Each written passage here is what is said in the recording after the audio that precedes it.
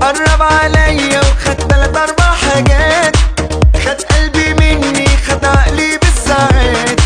وانا ما افتكرتش في كده مهما كان، دي حكاية تتعمل مسلسلات،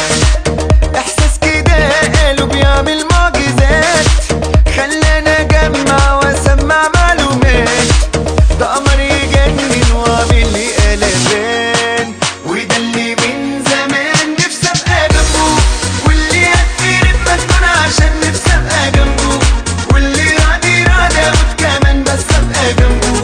يعني اديله عمري طيب من باب الاحتياط، وده اللي من زمان نفسي ابقى جنبه، واللي هتقرب مجنون عشان نفسي ابقى جنبه، واللي راضي راضي اموت كمان بس ابقى جنبه،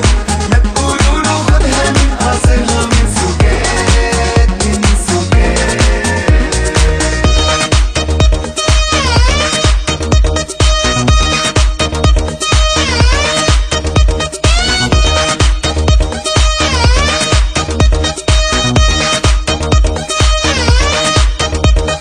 مين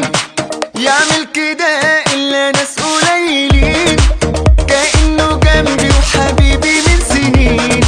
وده مش طبيعي ده سحر ولا ايه، وانا كنت عادي لسه من يومين،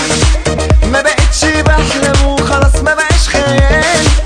حبيته طبعا مش محتاجة لسؤال، وان انا اسيبه مفيش فيها احتمال، ما هو ده اللي من زمان نفسي ابقى جنبه، واللي هتقرب مجنون عشان نفسي ابقى جنبه، واللي راضي راضي اموت كمان بس ابقى جنبه،